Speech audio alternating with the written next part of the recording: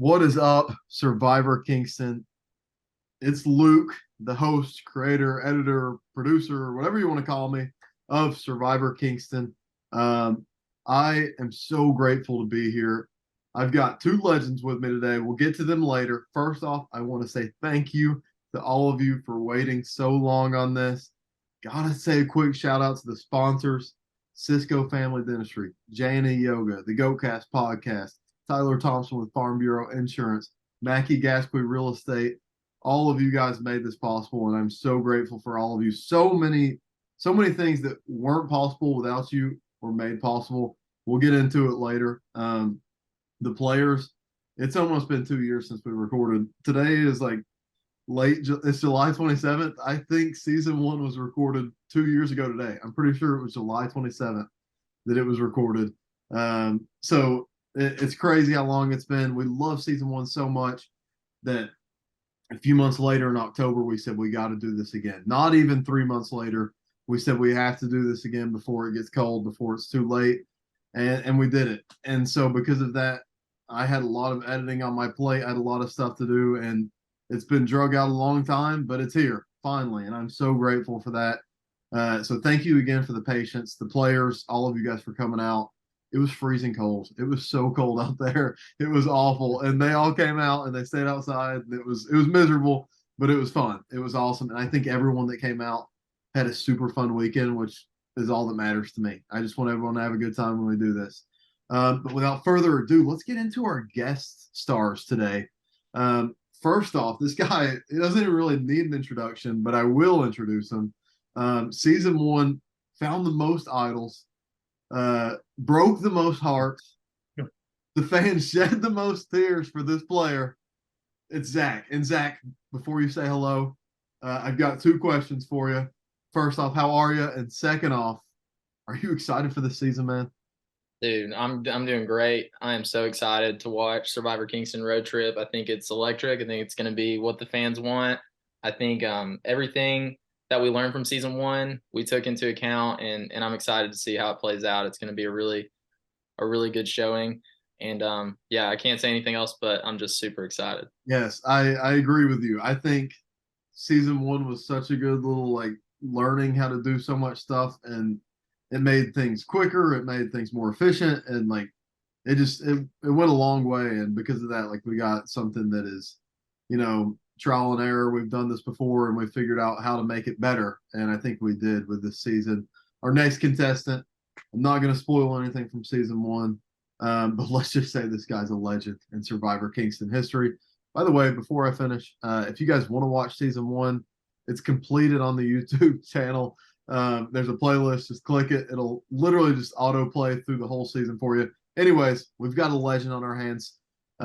This guy's a beast. My brother, it's Quint. Quint, same question to you. How are you? And are you excited for the season? Luce, I'm great. Thanks for having me on. Am I excited? Dude, I've been waiting 2 years for this. You kidding me? Dude, I just want to say, and like for the fans that are watching this and keeping up, I kind of got to be a small part of season two, both with the planning and production side of the house. I just got to say, I don't know how Luke does it. He is the total brains of the operation, and he makes like all the decisions and makes it work and run smoothly. And I'm just so impressed. And I was so honored to just be like a small part of helping with season two. And what a blast that was. I can't wait for you guys to be able to see it too, and all the hard work he's put into it.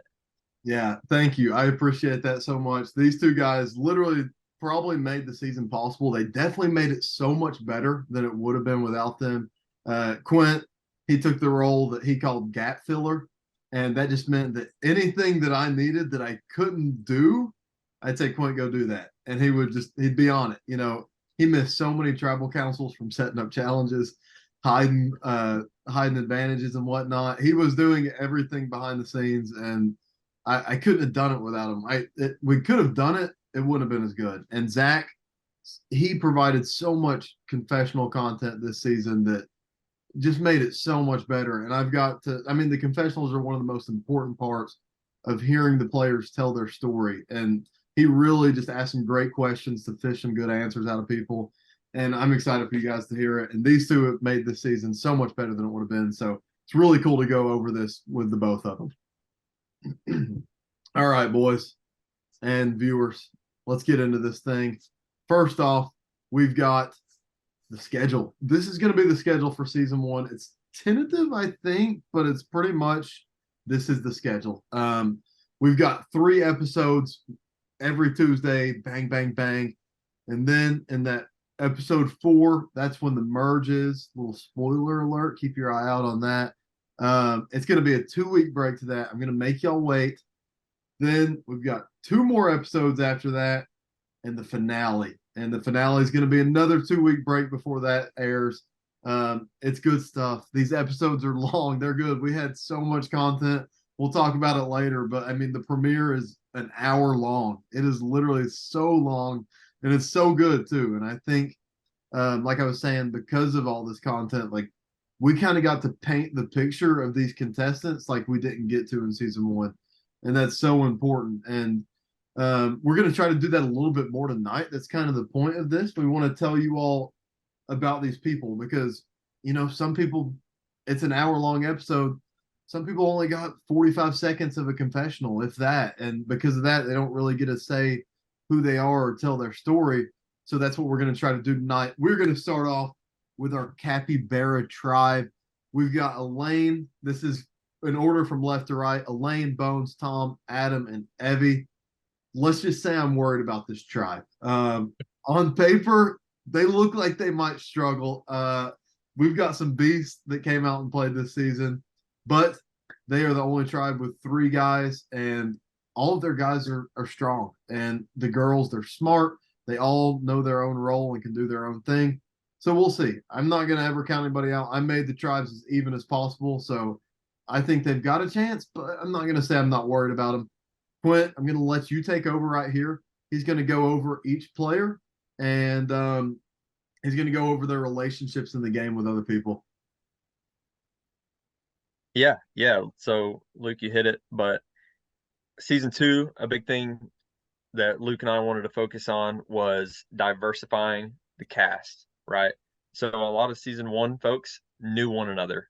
They almost, you wondered if they had preconceived notions going into the game and whether bias based off of just knowing someone else that they already knew before the show played into their gameplay during the show. So we really, really tried to cut down on that by getting a lot of people that did not know one another. Mm-hmm. Also, what we were really diligent about was not letting people know who was going to be on the show with them. So if someone knew that their or if someone was going to be on the show and a relative of theirs was going to be on the show, we tried to keep it a secret from both of them until they both show up on that day and then see one another. So I think that was a really cool thing. They didn't get to like plan or strategize ahead of time. Not that we think or would have thought that they would have, but it was just like a really fun, like going into this totally clean slate experience for everybody. So yeah, just real quick, just for the audience's situational awareness, I wanted to go through who knew who before showing up on day 1 of Survivor Season 2. And we'll start with Capybara Tribe. So Elaine, she only knew Clark Marshall from the Emu Tribe going into this game. Clark was in Sean and Elaine and her husband Sean's wedding, so they know each other quite well, but they started on different tribes. Bones, aka Brandon McClure, we're going to call him Bones a lot throughout here. It's a common nickname that he likes to go by. Bones knew Gabe. They went to high school together and they were on the same soccer team. And Gabe was on the Emu Tribe, as was Mandy, who Bones also knew through church. Next, we have Tom. So Tom is Gabe from the Emu's tribe again. He's Gabe's uncle, so they know one another, obviously. Tom also knows Mikenah from the Coyote Tribe. They were both yoga instructors at J&E Yoga. Shout out J&E. Yeah. And Tom also knew Hannah Brown through church. Hannah Brown was from the Emu Tribe. Next, Adam. Adam is one of the few on the season that came in knowing nobody. And we absolutely love that. We love when someone comes in not knowing anybody, like totally just willing to come in, like, naked and afraid, basically. They've got no comfort zone. They got nobody they can lean on. N Nobody. So Adam didn't know anybody. That was really cool. Thanks again, Adam, for coming out and doing that. Yeah. And then lastly, we have Evie, who knows everybody. Just kidding. So Evie's mom was on this season. Evie's mom is Debbie, who's on the Emu Tribe. Evie's cousin, Brandon Smith, another Brandon, who we will refer to as Bear throughout the show. Bear was on the Coyote Tribe. That is Evie's cousin. Next, Evie also knew Stephen Butts, and Butts is on the Coyote Tribe. His girlfriend works with Evie, so they knew one another through her. And then lastly, Evie also knew Hannah Brown through mutual friends and family. So that's kind of like the Capybara Tribe, who knows who situation before we jump into individual profiles. Yeah. Thank you. Luce, Zach, anything else to add on those? I was just gonna say, Survivor Kingston season 3, Naked and Afraid. Let's talk about You heard it here first. You heard it here first. All right. Yeah, Quint. So we're gonna each go through a tribe, and after we go through the tribe, the other two people are just gonna chime in with other notes that they had about them. Quint is actually a representative for the Capybara Tribe tonight. That's why he's repping the yellow. Quint is gonna go through. We're gonna start off with Elaine. Quint, you take it away. Yep. So first of all, I wanted to represent Capybara tonight because, as Luke said earlier, they were kind of the underdog in our heads going into this season. Mm-hmm. The cards seemed to be stacked against them, right? Though they had 3 guys, we just weren't sure with the physicality and the challenge aspect of the game how they would fare. So we're really looking forward to that and seeing how that plays out through the early parts of the season. Starting with Elaine. So I want to start by saying Elaine is a Survivor superfan. She knows the game very well. She has watched many seasons and she knows how it's played. Elaine also has a lot of background in the corporate sphere and has held several leadership positions throughout her career. I think this is really going to help and affect her gameplay. So she's really good at working with others. She's really good at elaborating her ideas, like kind of selling her ideas right to her team, getting her on her side. And she's really just good at naturally gaining that early trust with people. She connects, she's warm, and it's going to be really easy for her to form strong allies early on. I feel like this is all going to play into her advantage as she sells her strategies and what she wants to try to do behind the scenes and in public. My concerns. So if Elaine makes it to the merge, I can see her struggling to win an individual immunity, right? Elaine is not the most physically, threat. Elaine is not a huge physical threat in this game. And that's where I see her really struggling. So if she makes it to the merge, can she, hang on through her social skills and her social game to carry her towards the end? Because I don't think it's going to be her physical game that carries her there. Yeah. What do you guys think? Anything to add to Elaine's? Yeah, I'll go first, Zach. I agree with you a lot on that pre-merge or just early on. She'll be warm. She'll be easy to talk to. She'll be somebody there. But at the same time, you talked about her physical threat level and her physical presence. I worry that if they do start losing challenges early, that she could be one of the first to go in hopes of saving the tribe, in hopes of, okay, we got to keep our strongest players. Not to say she's not going to be strong. She's super smart, like you mentioned. Doesn't mean she's not the best at puzzles or whatever else is going to be thrown their way. But yes, I can see how on paper people might worry about that. Also, I've got, I think she's going to be great. I think, like you mentioned, super good socially. And what that is going to do, she probably won't have the loudest game because of that, right? So she might go in there and just be able to communicate with others behind the scenes under the radar. but it's not going to be super flashy and loud. She might find advantages and be able to use them along the way, but she's not going to have the immunity necklace around her neck the first 3 out of 4 challenges. She could, but if we're talking about just running a simulation over and over, it's unlikely in this situation. So I think her game will be a lot like Michelle Fitzgerald if you've watched her on Survivor. If she can get through that early round, get through the pre-merge, then I think she's got a great shot of flying under the radar, like you said, still leading behind the scenes, but also just not being super flashy where they freak out and they're like, oh, I don't know. Elaine is the one she's the best player in the game. We got to get rid of her. There's a lot of physical players in this game that I think will serve as meat shields for a lot of the players that are trying to play that under the radar game. Yeah, I echo the same things.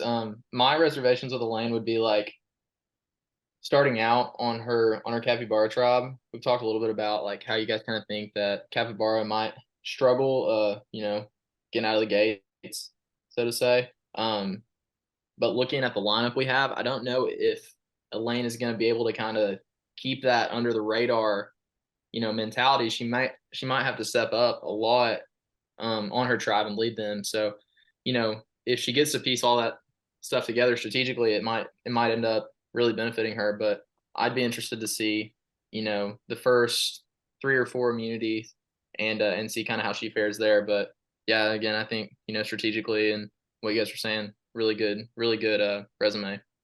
That's a good point, Zach. Looking at the rest of her tribe, I totally agree with you. They're not the strongest socially. They're not an outgoing bunch necessarily. I think they're all going to get along and jive with each other well. But Elaine might actually have to take that natural like leadership role in this tribe. She might have to be the voice that speaks for the tribe. Luke? Yeah, I 100% agree. I think another layer of difficulty is that there's 5 people on a tribe. There are 5 people. Like this isn't a big tribe. Like you're right, Zach. This isn't a tribe of 8 where, oh, I'll just go with the flow and sit in the back. Someone's going to take the reins. There's 5 people on the tribe. That it just takes 3 of them to vote someone off. So yeah, I actually agree with that take a lot, Zach, and I kind of like that point of view. Quint, you ready to move on? Yeah. Let's go to Bones. Yeah, so Mr. Brandon McClure, also known as Bones. So Bones, he's such a likable guy, right? He's athletic. Me and Luke and Zach too. So Luke and I played basketball with Bones in high school, just for some reference. And Zach played soccer with Bones. So we all know him really well. We all know he's just a really likable guy, right? He's athletic, he's a gamer, and he's so friendly and just a great guy, great personality. He's one of those players to me, looking at it from a Survivor standpoint, that you just naturally trust, right? You don't think when you see Bones, you're not going to be like this. He's not conniving. He's not a backstabber.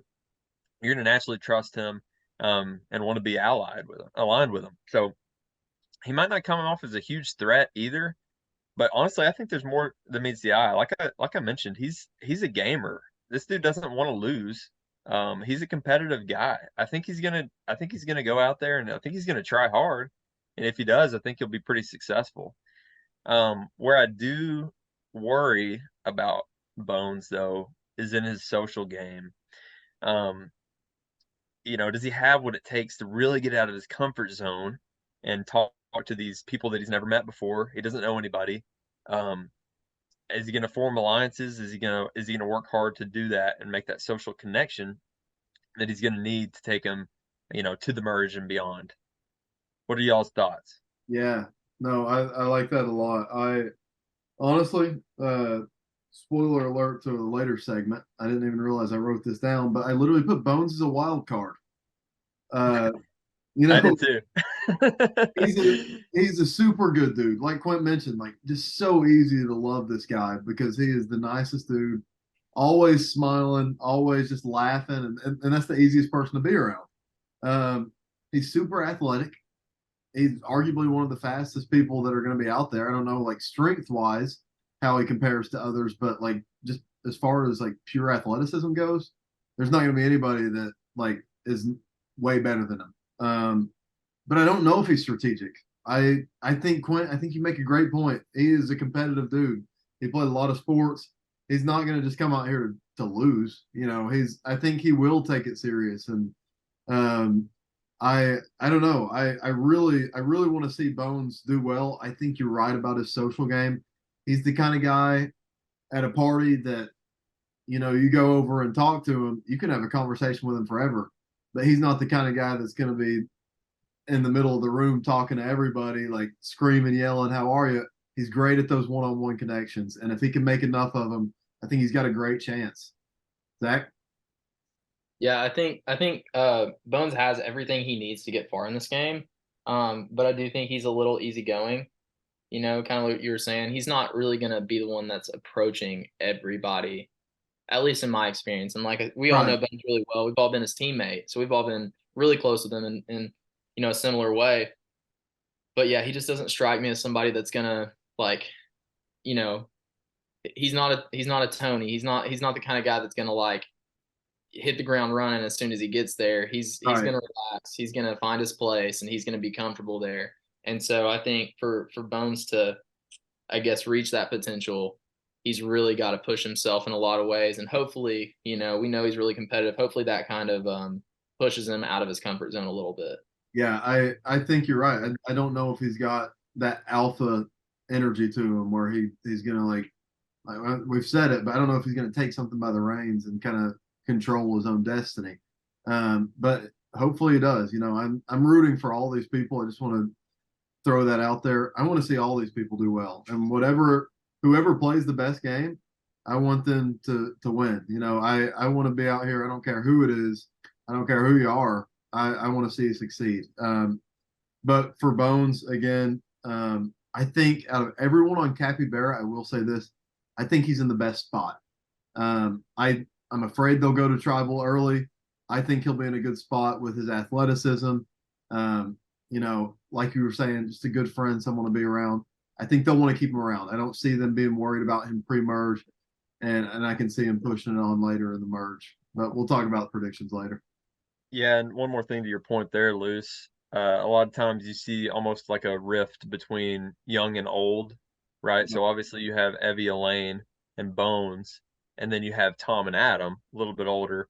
Right. So I agreed, Bones is in a really good spot that if they are facing a tribal event, that it might naturally be that young versus old thing, and Bones would again kind of fall into that majority. He's even got the gender to his advantage.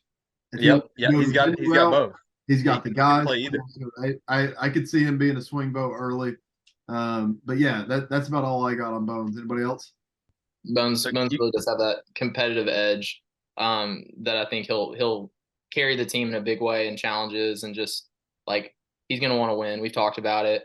We have some other some other decent athletes on the tribe. We don't know how everybody's going to play out, but we think that Bones is kind of going to spearhead that whole team. So Yeah. yeah, so he's basically untouchable. And if they go to tribal in the first one, he checks all the boxes. Like Right. to me, how do you make a case for voting Bones off if you're anybody on the team? If you're the very first vote off, like there's Yeah. not one to me. No, yeah, they're gonna have to go a different direction for sure. Okay, Tom. All right. Based off of what I know about Tom, if I'm playing in this game, I'm keeping a very close eye on Tom. He is a gamer, a schemer, a Survivor super fan. This dude knows the game inside and out. He might know it better than anyone in season two, arguably. Loose thoughts? He's watched every season. Just to throw mm, that in there. He's watched every season. He's watched every season. This guy knows the game well. Uh, if Tom can hang on long, obviously that's if he makes that known, or if anyone else knows Tom well enough to know that, that could play to his disadvantage for sure. Mhm. People take that thing into account. Um, if he can hang on long enough though, I would really expect his knowledge of the game to open him up to some really big plays down the stretch. Like he's going to know how and when to make that big play that he needs to make an impact and get the votes from the jury if he makes it to the merge, right? So again, if there was a weakness to Tom's game, I I'm not going to say he's not a threat in challenges because I think he could be. It depends on the challenge. Right. But I think his ultimate, downside or weakness is going to be he's just a really strong player. If people know that or find it out about him, they're going to be worried. I would be. Right. I think a lot of people, a lot of strong players just naturally have that aura that you can just slowly start to realize. And I think we'll talk about Adam in a second, but I think that's kind of the difference in the two. You see Adam as like a happy-go-lucky guy. Tom is very serious. He's going to be very straightforward with everyone out there, and he plays. I don't think he plays intimidation to his advantage, but he's naturally kind of just an intimidating person sometimes. He's very he can be stoic. He's going to laugh and joke with you, but at the same time, when it's serious, he's serious. And because of that, I think I could see him being a force to be reckoned with. Like you said, he knows the game so well. I could see him if he connects with someone like, we haven't talked about Evie either, but the next two people on the tribe, they're not the most like hard-headed people. I could see Adam and Evie both wanting to work with him and both just kind of taking his word and going with him because he knows the game so well. So I think if he can connect with the right people early, people who don't want to cross him and sees him as a real ally, he's going to take care of them and they'll take care of him. And he's going to take care of them. And I think they'll do the same for him. Zach, what do you think? Yeah, I think when you're looking at a super fan, you really have to be cautious of their strategy going past the merge because super fan, I think they're always assuming they're going to make it through the tribal stage and into the merge, and that's where they start really like working their magic. And I think Tom, he's at the disposal, I think, of the tribe leading up to things. But as soon as he hits the merge, he's gonna kind of be set free. And he knows people on the Emu Tribe. He has some connections over there, and those are the only people that probably know he's such a fan. And so, for him to kind of skate by under the radar and make it to the merge, I don't think it'll be that tough for him. Yeah. So yeah, I think he has a decent resume going into it, and he could really do some damage if he makes it past that tribal stage. I think a lot of strong players, and especially someone like Tom, I think I think you'll just be able to tell from the rip that he's a strong player. And I think with someone like him, I think he'll be able to use that to his advantage. I mean, yeah, he can be a little scary because he does know the game well, but everyone's going to be scared of him. So why not keep me around till the merge? That's just one more person that's going to get voted off before you. That's the pitch. That's all he's got to say. And he's got people that are like, okay, yeah, I mean, I'll ride with you. If I've got a free ticket to the merge, why not ride with? Like, I think if he makes that case, I think if he sells that point, then he won't have any trouble getting to the merge. And then post merge, we'll see. Quint, you mentioned you could see him making big moves down the stretch. We'll see what happens. I think I think we've got a nice mix of different threats in this game. We've got some really strong social players that aren't great at the strategic, that are good enough at the strategic, not great at physical. We got some really strong physical players that might not fare as well in the other spots. So I think there's a reason for anyone to go home in this game. And if you can just sell the point that you're not as big of a threat as this person, you'll be good. And I think Tom will do a great job at that. But we'll just have to see. I think as well, like whenever you look at players that don't have the strategic game on their side, if that were me, I would be naturally inclined to like stick myself to somebody that was strategically gifted in that way, so that it would kind of complete my half game. Right. I like that. Alliance with somebody. So when you're looking at this lineup here, Elaine, Bones, Tom, Adam, Evie, there's a few that we probably would assume haven't seen a lot of Survivor and haven't considered the strategic side of it a lot. And Tom could be a very attractive ally to people like that. I like that. Yeah. All right. Adam. So Adam, to me, is the quintessential under the radar player, right? I don't foresee Adam scheming a lot. I don't see him trying to make any big plays. However, I think he's going to stick to his role, and I think he's going to play it really well, right? So he's going to be huge in tribal challenges. Like he is going to be one of Capybara's best. If they're on the chopping block after the first tribal challenge, like there's no way Adam's going home. They need him too much. Yeah. He might be their biggest strength from a challenge perspective. Right. I think he's also gonna from a social game, he's gonna avoid any and all drama, right? He's not gonna be tied in with anyone. He's not gonna make a single enemy, right? He's gonna make friends and allies with with the rest of his tribe. And if he makes it to the merge, I think he'll make more beyond that. But there's not gonna be a single person that's gonna dislike Adam. Okay. I think you guys would agree with that. I Oh, think that 100%. fact alone will keep him off the chopping block through the merge and beyond. I think it's going to take him far. A lot of people might view Adam as, a non-threat, maybe, especially because I think he will like play such a softer social game. I think I don't think they won't feel threatened by him. But what I do see happening is, they get carried away. They bring Adam along too far, maybe, and then he all of a sudden he starts winning challenges, right? So now he controls the destiny of the rest of the players, and he's wearing the necklace. They're all wanting to be buddy buddy all of a sudden, and then next thing you know, he's in the top three. And then what? It's like what happened? Adam's got a strong case, and he's here. I yeah. could easily see that happening because he's just going to fly by under the radar the whole time. Yeah.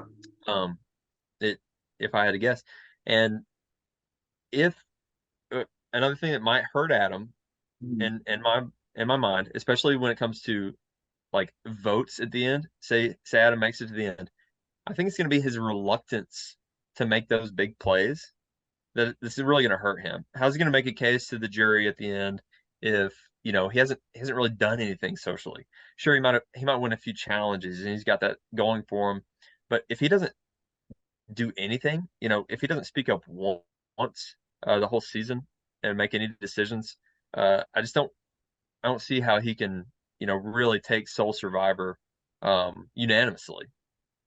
And anything can happen, but he's going to be a really strong physical player.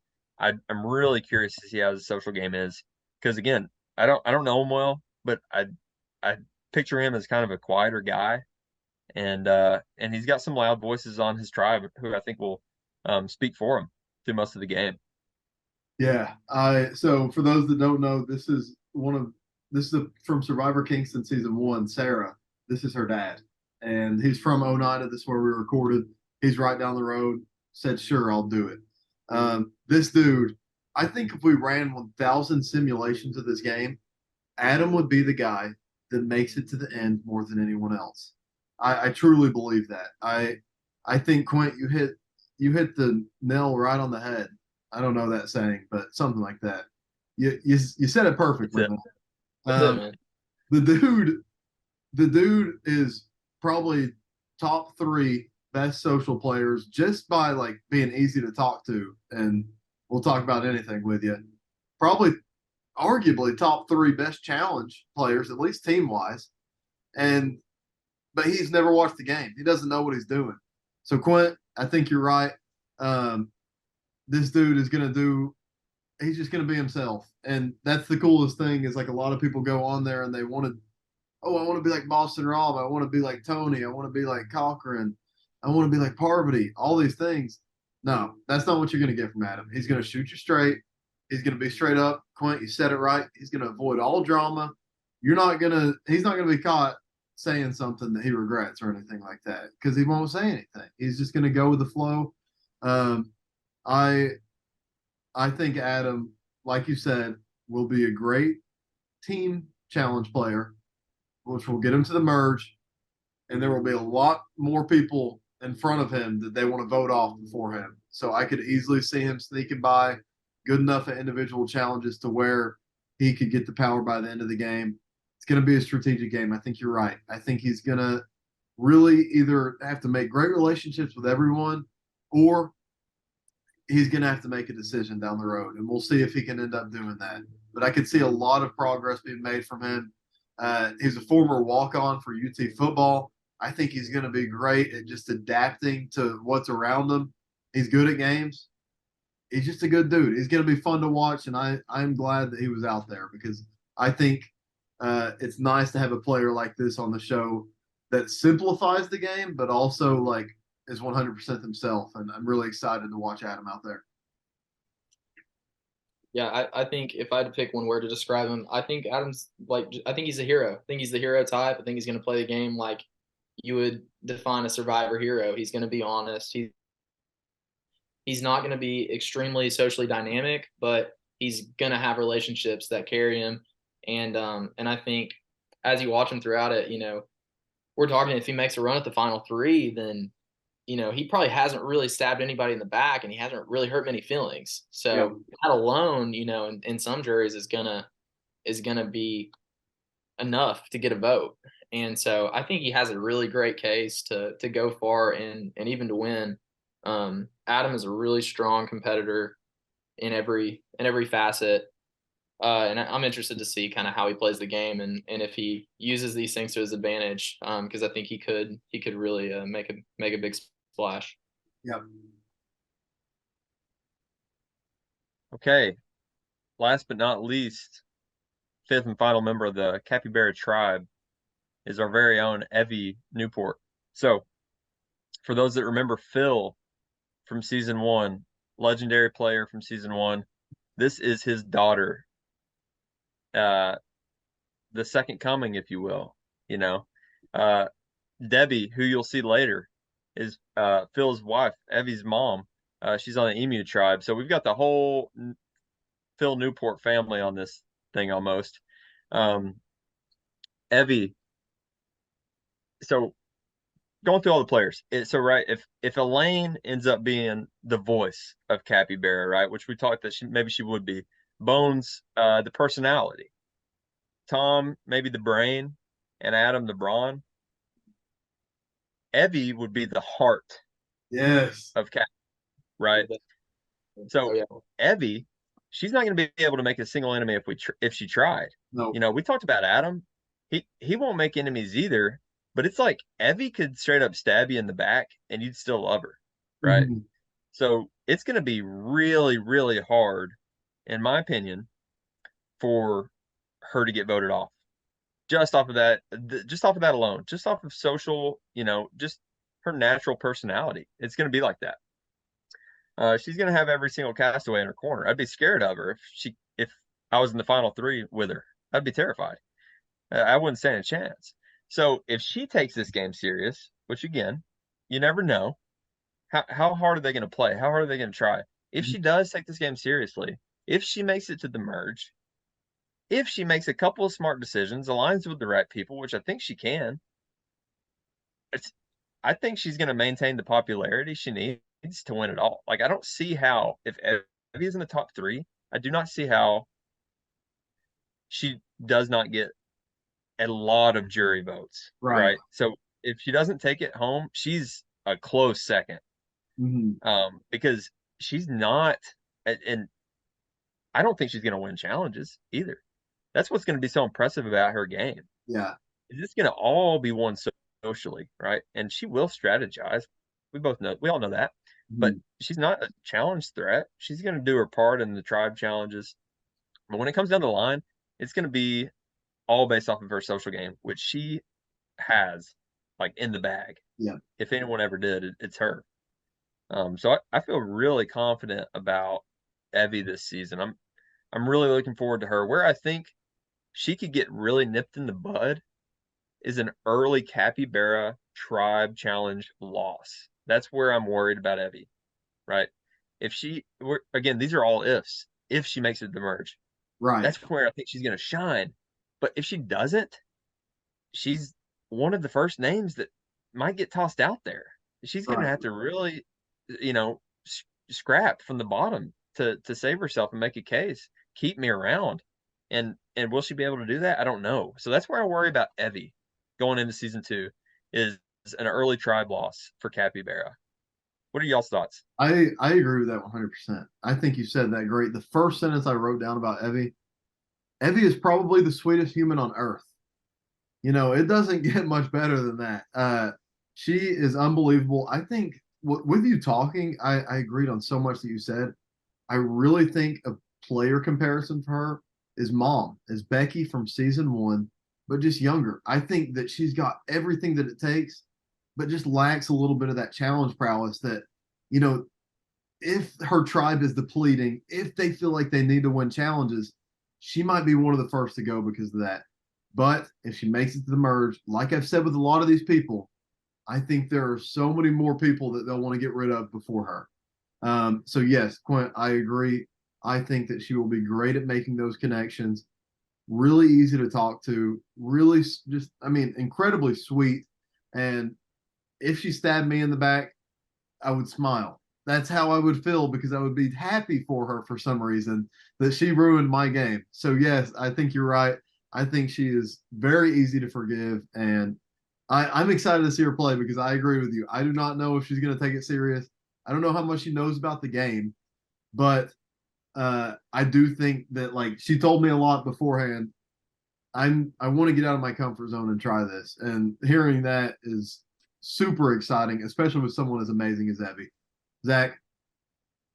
Yeah, I'd echo what you guys are saying. I think, what I said about Adam was he's going to be socially accepted and successful, but he's not going to be socially dynamic. I think if Evie can take, what she has, what her game has to be is socially dynamic. She has to jump in and out of alliances, and she has to use that easy to forgive and easy to forget kind of game plan. And I think if she can, implement that correctly, then I think she can go really far. The fear is, what if Capybara loses? Because looking at the lineup, if I were on that tribe, she might be the first one to go. Right. So it really depends on how she competes early on, physically in challenges and or strategically in challenges. Yeah. And how they do. But yeah, I think it's hard to vote off Evie. I'm the only one on this jury here that's not related to her, but she is really sweet and she just is easy to accept, easy to kind of take along with you. It doesn't seem like she's playing a super loud game. It doesn't seem like she's doing all this crazy stuff. But there's something to be said about somebody that can make it from A to B with the least, with the worst chances. Right. And so that's something that she kind of has in her corner. But I think, I'm excited to see how it goes. I hope that she really does. I don't know that Evie's ever spent, a whole lot of time outside. You know what I mean? She doesn't really strike me as somebody that likes to go outside and be in the heat or the freezing cold and kind of weather the elements. She Yeah. just doesn't really have that going for her.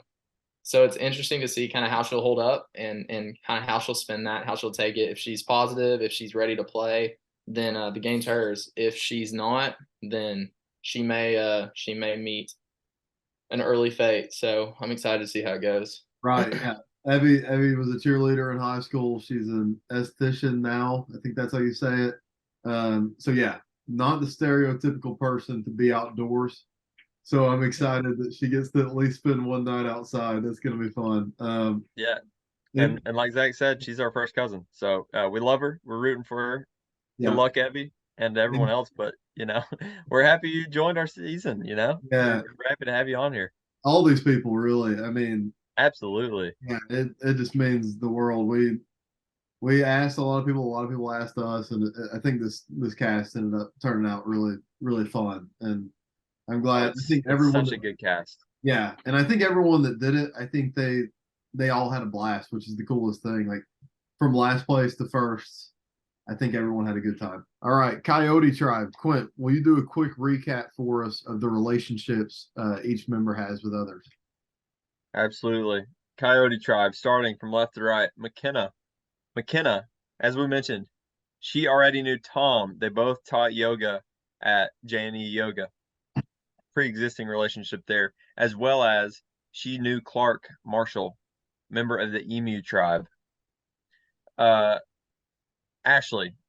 Ashley is another one of those special cast members that came on knowing nobody in the game. Totally blind, clean slate to everyone.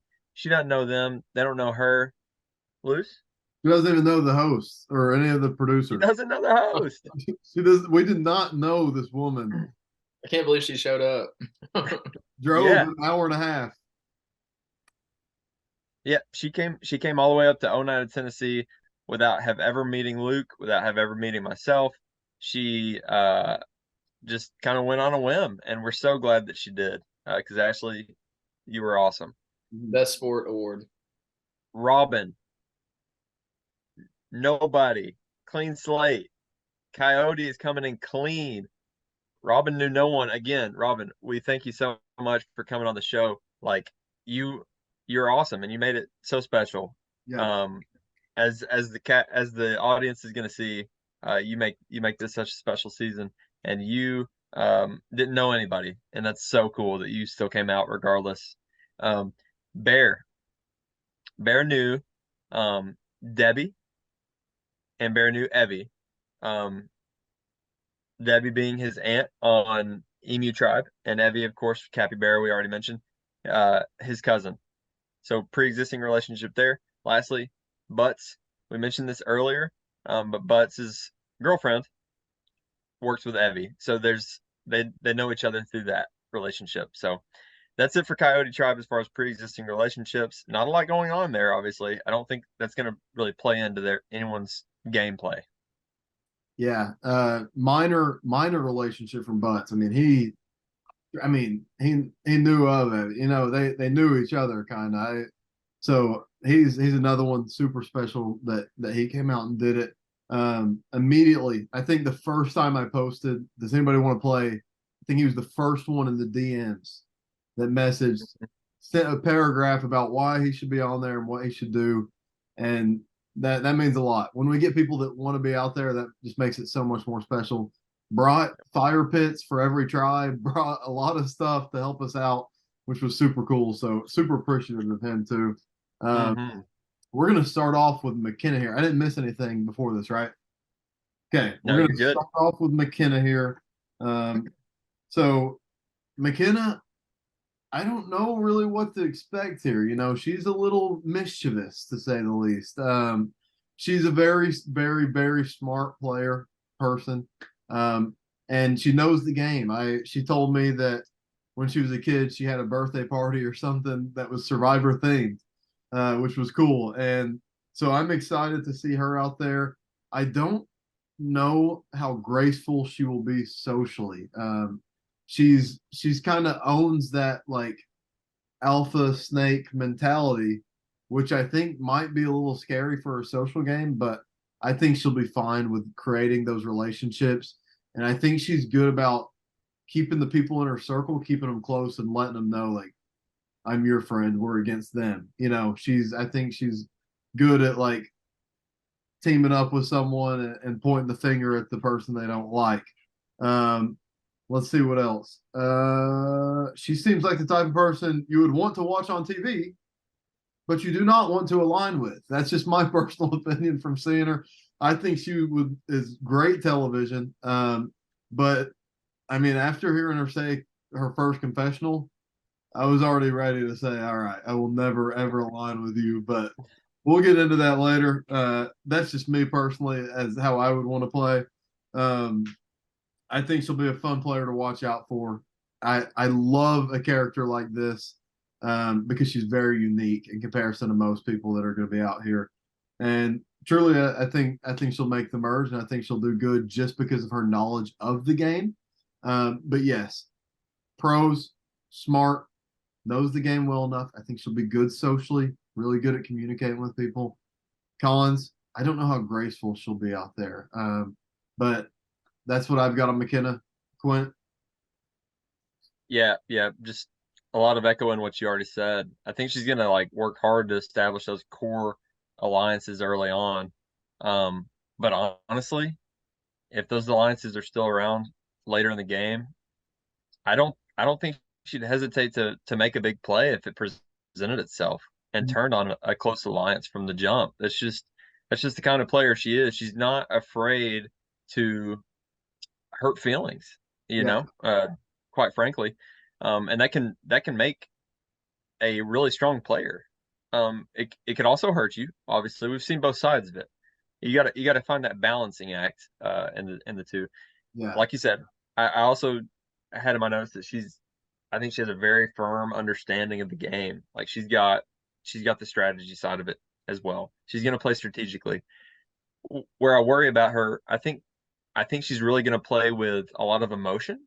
I think that's gonna come into some of her decision making, and I worry that it would be uh, you know, the wrong decision, almost lead to the wrong decision sometimes with playing through her emotions.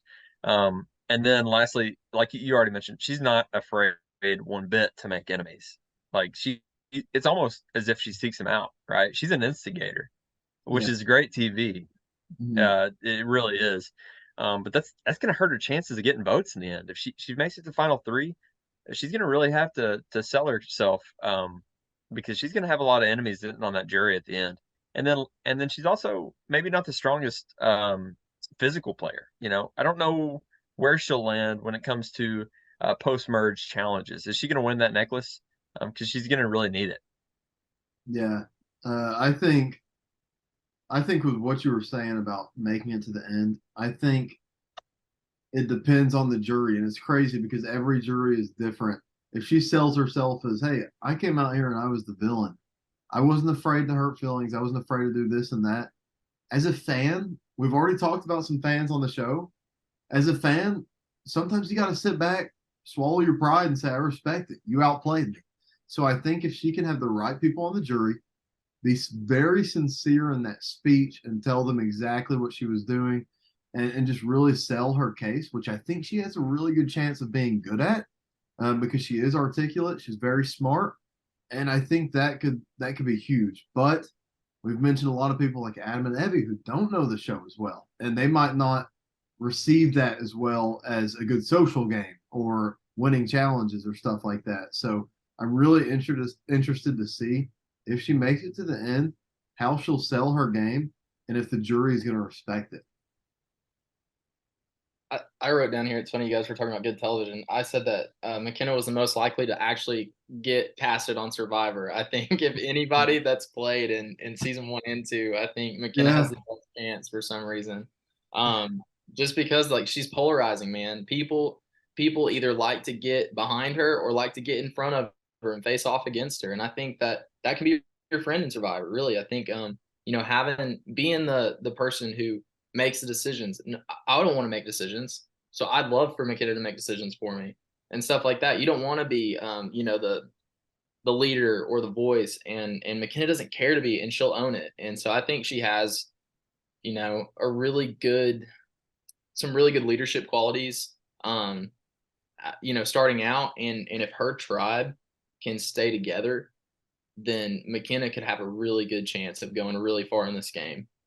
So a lot of things that make her a really good player. I like how you mentioned if their tribe can stay together. I think that's going to be huge for these tribes, especially with 5 people. They're going to have to come to a group decision and they're going to have to work together because it's off the rip. It's 5 against 10. If it's by tribe, it's 5 against 10, and you really have to make those early connections last.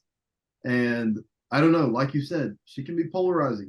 You're either behind her or you're in front of her.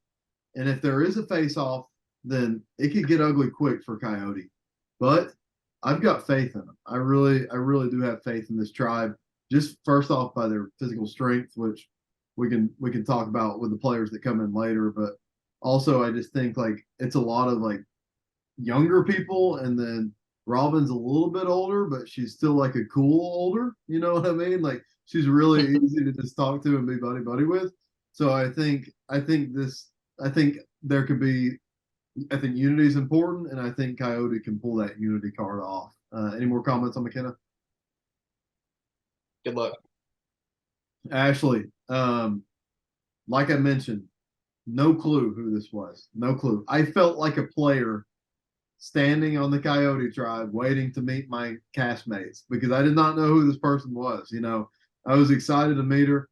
First thing I remember her pulling up and she rolls down the window and she just yells, "I think I'm in the right spot," or whatever. And I was like, okay, this person's awesome. Like I can already tell you're super bubbly and fun, and that's super cool that you don't know anyone, and then like you're not afraid to like be yourself and speak out like that. Like I can only imagine how intimidated I would feel in that situation. So instantly, it was the opposite of Mikenah for me. It was like, okay, this is someone I would want to work with. I want to have someone that's positive, upbeat, and also like I think she'll be great at connecting with people in those one-on-one alliances. And I think that's super important. And I think she will be, I don't know if she'll be everyone's best friend, but I think she'll be best friends with a lot of different people. And that's going to be huge for her. I could definitely see her social game pulling her past the merge. And like we said earlier, a lot of threats in front of her. She's not going to come off as the flashiest, um, but I think she'll be really good at building those one-on-one relationships just by how quickly she convinced me to like her. I'd already liked her from sending out the text. She was always quick to respond, saying she was super excited. That stuff meant a ton. But just meeting her first off, I was like, okay, this is somebody that is great. This is somebody that I want to work with. She was Zach, did you say D1? Is Tennessee Tech D1? Yeah, Okay, I think so. D1 dance team. So she's athletic. Um, don't know how coordinated she is truly, but she's athletic. And I think that'll play into this. They've got some really good guys on their squad that I think this could be a team that's tough to beat, a tribe that's tough to beat. Um, but as far as Ashley goes, I'm excited to see her play. I think late game, I could see her pulling out an immunity win, maybe two. I don't know. And I think that if she makes it to the end, I think that she's got what it takes. She knows enough about the game, and she's smart enough and articulate enough to, come up with a good pitch on why she should win. And I think she'll be friends with a lot of people at that point in the game. And I could see her doing some big things in this game. Quint? Yeah, the only thing I want to really add is I think similar to Bones, she's almost got that triad going for her that it's like, how does she not make it to the merge, right? Right. She, she's going to be a physical threat. Like if they go to the tribal challenge or if they go to whatever it's called, Tribal council? if Coyote goes to tribal council, I Yeah. don't know how they vote Ashley off Right. because she's such a physical threat. You know, she's not going home in that regard. Also, like you said, socially, she's really, really strong. She's gonna make enough friends. Like she's got that social leg too. And then lastly, she's got the majority in being one of three females on Coyote's tribe. So to me, it's like she's a shoe in for the merge at least. And then just based off of that initial reaction and gut meeting, like you said, Luce, like she's got the personality to go far. She Yeah. really does. She's got what it takes. We weren't sure going into this what she'd be like, but after just one quick meeting, it's like, okay, she's legit and she could do this. Zach, what do you think? Yeah, I think she's got charisma. I think she's got athleticism. She's got that mom strength. Um, Yeah. I think she's got a lot going for her. Just meeting her, I mean, yeah, she was a complete wild card. She came in not knowing anybody. Nobody knows what to expect from Ashley, but she kind of set the pace early on. Like, she shows up and she's yelling out the window and just having a good time. I think people also want to be around somebody that's having a good time. And so, just having fun out there and being positive can take a lot of the stress off of your teammates, and it can really put you in a great position socially. And so I think, yeah, I don't see her, you know, she might be the third person to go on that tribe, but I wouldn't think it would be any sooner than that. Yeah. So I think I she's got like a safe ride. I like the triad call out Quint. She's majority with women, majority with age, and probably top three for the physical competitors on the tribe. It's tough. Yeah. Tough to make Yep. a case for her, just like tough to make a case for Bones. Moving on, Robin. Robin, I'm excited to see how Robin plays out because I think this tribe is strong, like we've mentioned, and they win the first challenge. Guess what? She's sitting out the next one. I'm assuming it's her. It might be someone else, but that's huge for her. I think this is the perfect tribe for Robin to succeed in. She's a super nice person, super loving person, a lot like Evie. I just don't know her as well as Evie, but super sweet, kind. I think she might be like maybe in the sense of Survivor kinder than Evie in the fact that like she's she's kind of going to be a pushover and not want to hurt feelings, and like I could see Evie standing up for herself a little bit more or standing up for her alliance, but Robin, I could see her getting stuck in some tough situations where she knows she's going to make someone upset and someone might try to manipulate those emotions of hers. They might really try to push to make her feel bad or make her regret doing something, and I think that could be really tough for her. But if she stands true to herself and holds by her decisions, I think she'll be fine. I think making an early alliance for her is going to be key. That's what's going to be the most important thing for her, because a lot of these players, if I'm on Red Tribe, that's who I'm looking at to vote off because it's the easy vote. So I think if she can align with the right people early, she just needs two people. She just needs two people to align with. So if she can get with those people, I think she has a chance to go far. So I personally think Coyote Tribe will be strong, and I don't think they'll have to face many tribal councils pre-merge.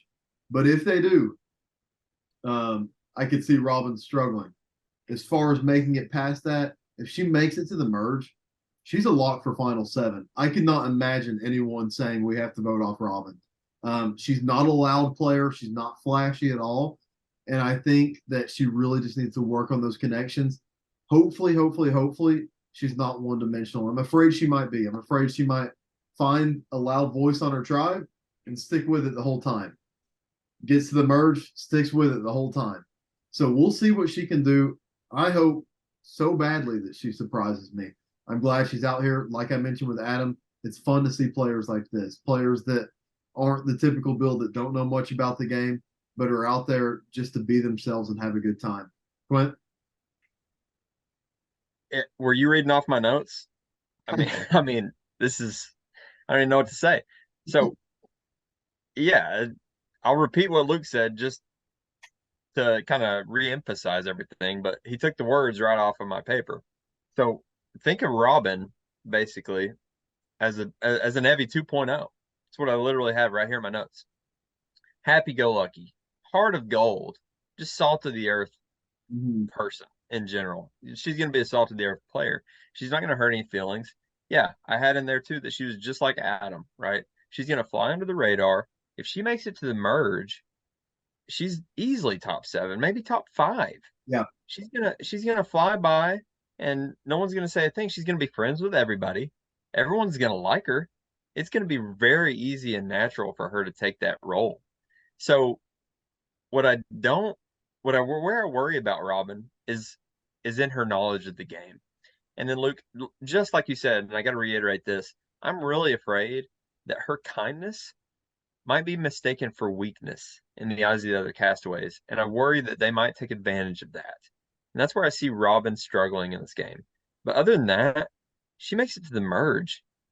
She's maybe going top 5, top 3. I'm really excited to see where Robin goes in this game. And I love Robin. I'm so excited she's on this season. Zach, what are your thoughts? Yeah, I mean, I think we all know Robin and know what she's about. She's just a wonderful person. She's very kind, too kind even. I had written down like she will have an incredible social game if she knows Survivor, and that's the key. She has to know Survivor. But Robin's a great mom, and I think that's her role. I think that's what she's going to kind of fill out there. She's going to be a mom. She's going to, love these guys and girls on her tribe, and she's just going to be the ear for all of them. I think she's going to want to fill that role. I think she's going to want to be that person. She's going to want to be involved and have a intentional relationship with every single person, which we saw. You guys were comparing her to Evie, Evie 2.0. I was thinking Becky. She is exactly the player that Becky was on season 1, and I think that, you know, if she can get in with the right people at the right time and stick with it and really like just kind of hide behind those bigger voices and those louder people, then man, I wouldn't want to vote Robin off. You know, I wouldn't want to. So No, I that's completely agree. Quinn, I like your take. I am excited to see what she does. It's gonna be fun. It's gonna be fun. I'm excited to watch Robin out there, and I hope she does great. Bear, aka Brandon. All right, this guy. So I'm gonna read straight off the paper. Bear. I could see Bear being a Survivor Kingston legend. Uh, he couldn't make season 1. This is a little fun fact for you Survivor Kingston fans. He was supposed to be the 14th player in Survivor Kingston, and because he could not make it, Shell got in, which is crazy. I couldn't even imagine. I mean, we're talking about 2 potential Survivor Kingston superstars here. But I mean, it would have been awesome to have both. I would have loved that. But I think Bear is the epitome of Survivor Kingston player, and I would say he would be great at early Survivor, like, and that's kind of the stage that Survivor Kingston's in right now. When I think of like Survivor season 10 or whatever, old school Survivor, I think Bear would have been unbelievable at that. And to go into more, let's see, Bear is calm, and I think that's huge. I think he is going to be so calm under pressure, which I don't think people understand how important that is. If you're watching it on TV and freaking out, imagine how the players feel that are there. Bear, I don't see him as the type to get stressed out there or freak out.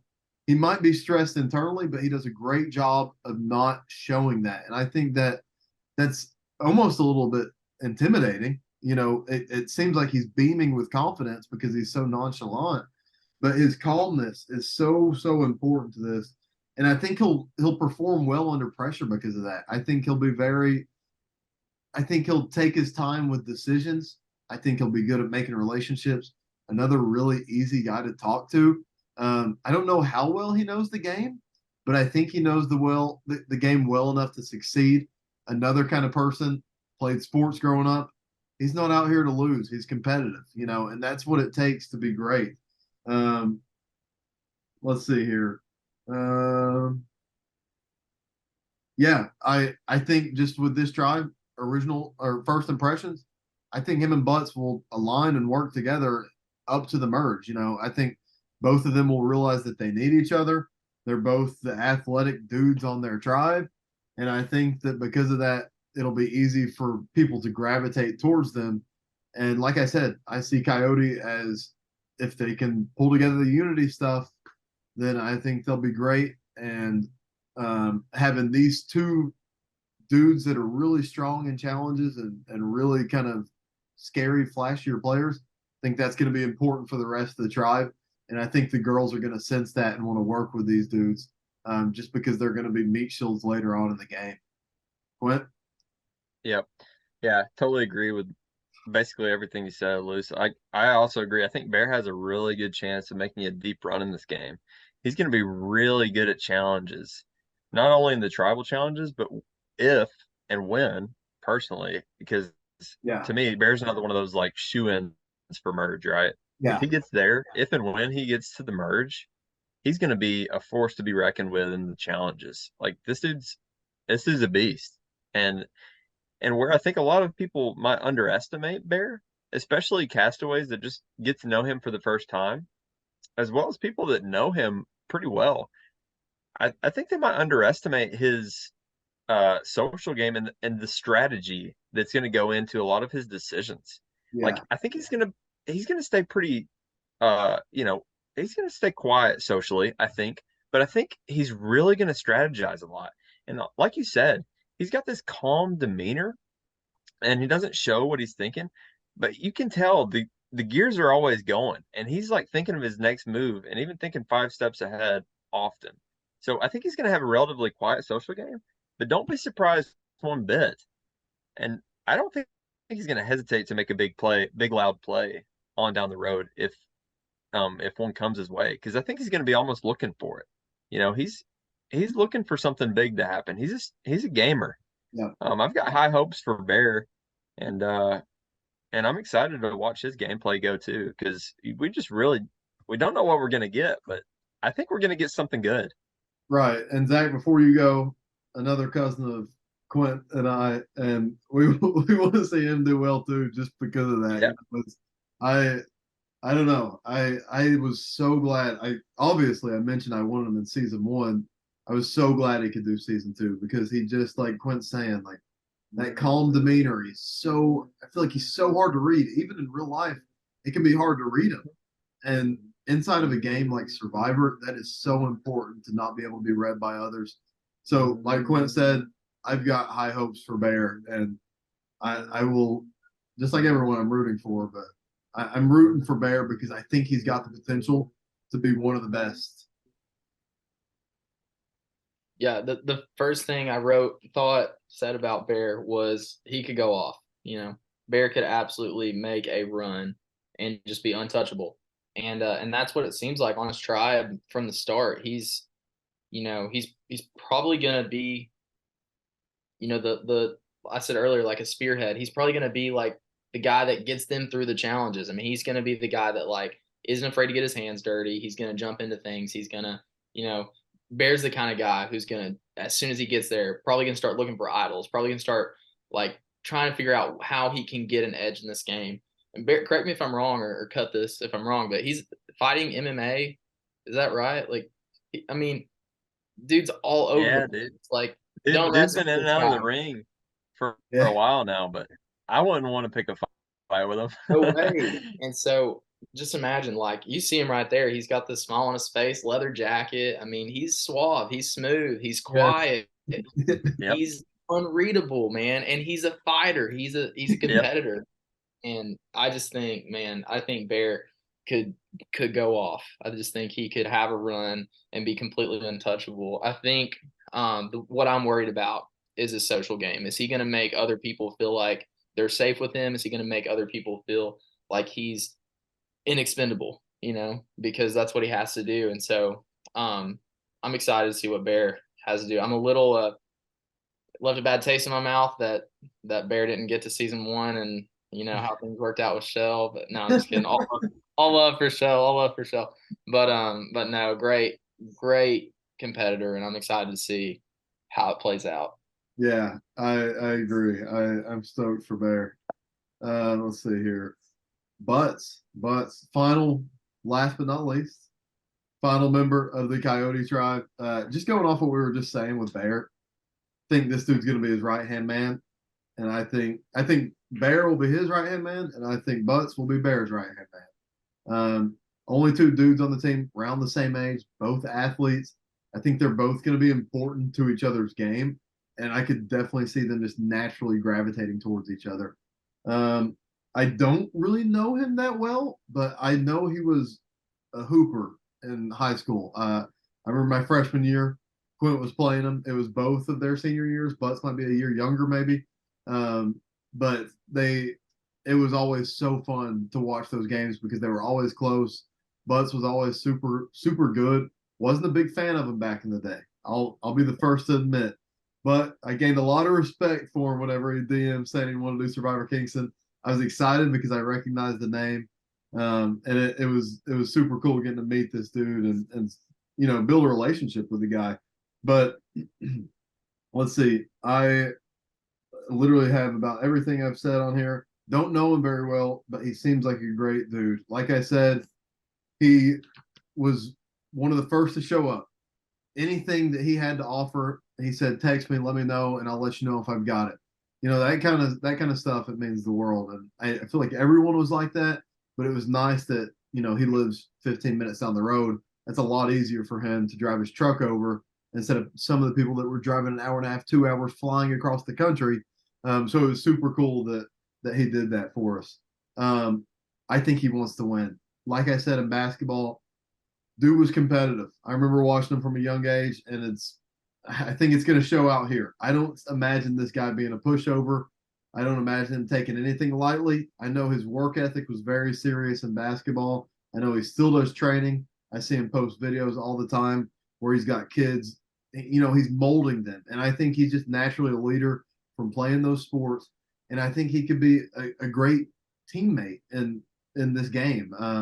So I'm really excited. I think the merge is going to be crazy because there's going to be a lot of those physical players that are still left in the game because this season just has so many. So we'll see if it's a battle for that physicality thing. We'll see if they get rid of some of these physical players early on, whatever it may be. But I think with where Survivor Kingston is at this point, the physical challenges mean a lot, and winning means a lot to people. And guys like Butts, that's very valuable to the tribe. So I'm super stoked to see how him and Bear team up. And I'm excited to see how they do with the rest of their tribe because it's going to be important for those relationships to last in the game. And I'm a believer in Coyote. I said it from day one. I worry about their strength, but I do believe in them, and I think they're going to be a successful tribe. Quint? Yeah, Luke. So Luke's already said this, but like Luke and Zach and we were so excited with the people that were going to be on this cast, right? Like every single person that like cements himself in as a yes is just like we're hooting and hollering, like already like playing through and simulating in our mind how they're going to fare, right? And we're just so excited of anyone that joins. But Yes. I think I have to say I think unanimously we were most excited this season about Steven Butts joining the cast. Yeah. This dude, it was just such it was out of the blue. Like we remember this guy from high school basketball, and we were just like, he wants to play. How cool is that? Like, let's see what he's made of. Yeah. Let's do this. So we're really really excited to see Steven's game, Butts's game in this season, and like Luke said earlier, he like volunteered all these fire pits that he had. He brought them to every single tribe before the game started so that everyone could stay warm through the cold nights. So I see that playing through in his game too. I think he's going to kind of take on the provider role that you often see in the Survivor, the real Survivor, and I think he's going to gain favor among his tribe in that role. He's also going to be a huge physical threat. He's going to be really hard to get rid of, especially early on, as a challenge competitor. Like you don't want to lose this guy, right? He's too valuable. And then I think his knowledge for the game and his desire to win, like you said, Luke, is going to just take him well beyond the merge. I'm so Yeah. excited to see how Butts' game plays out. Yeah, I super excited to have Butts on the show. I mean, man, what a guy! It's so cool getting to know him. Somebody I mean, it just shows the reach that Survivor Kingston has had and how cool and how it's just unbelievable it's been to have people that we barely even know, but like have a lot of respect for, just reach out and be like, yeah, man, I want to be a part of it. Please give me a chance, give me an opportunity, and just to see that kind of come through is just really really cool. I think that Butts is probably the most coordinated person that we've seen so far, right? Like he has that edge in challenges that's just gonna propel his team. And I don't see how he could go home. I mean, honestly, like he's an athlete. He's still training, like Luke said. He's just out there to win. He's competitive, man. He's gonna have that edge that pushes his team beyond the rest. And I think that's really what's gonna carry his game, what's gonna carry his team's game. So far, it's just really exciting. I think he has a really well-rounded game. He's super generous. Provider role I think is kind of like Q said is really gonna fit him well and serve him well. So I'm excited to see just how all of these things come together and how he plays because Butts is, I think he's one of those shoe in for the merge. It just doesn't seem, nothing makes sense to get rid of him. He's going to be a dynamic player and he's gonna carry through. So excited to see how that goes. Right. Anything else for the Coyote Tribe? Let's move on. Emu Tribe. From left to right, Gabe, Hannah Brown, also referred to as HB a lot in the season. Clark, Mandy, and Debbie. Zach is going, or Quint's going to go over the relationships again, just like every other tribe. And Zach's going to take over the Emu Tribe once Quint does that. So, Quint, you can take it away. Yep. So a lot of these are repeats, but we'll go through real quick. Gabe, he is the nephew of Tom from the Capybara Tribe. He also knows Bones from the Capybara Tribe. They went to high school and were on the same soccer team. Hannah Brown, she has a pre-existing relationship with both Evie and Tom through mutual friends, family, and church. Clark, we mentioned this earlier as well. He knows Elaine and he knows Mikenah. Mandy only knows Bones, and that's through church. And then Debbie, her daughter is Evie from the Capybara Tribe, and then her nephew Bear is on Coyote Tribe. Yeah, great recap. So when we look at this first tribe, how they're getting started, we got Gabe. All right. Gabe Schilling. So Gabe, I think, is one of the probably top 5 athletes on this season. I think he's going to be a standout athlete. He's strong. He played football, soccer. He's always been athletic. He's always been a competitor in that way. He has a lot of connections, so I think that can serve him well. Even through like just knowing who people are, people know who he is. He's got an uncle. He's got friends. He's got a teammate. He's got all these people that he has some sort of relationship with, and so interesting to see how that dynamic will kind of push him forward. I don't know if Gabe has a lot of experience with Survivor. So socially, I don't know if he has that knowledge to kind of work his strategy into the social game. But I'm excited to see, he is a guy that's always been a teammate. He's always been around people. He's got a big family. And so I think that he'll naturally kind of congregate with people. I don't know how it'll look, whether he's kind of taking the back seat or if he's driving that forward. But interesting to see him. I think Gabe's got a little bit of that. We talked about Tom having a little bit of villain in him. I think Gabe's got the same thing.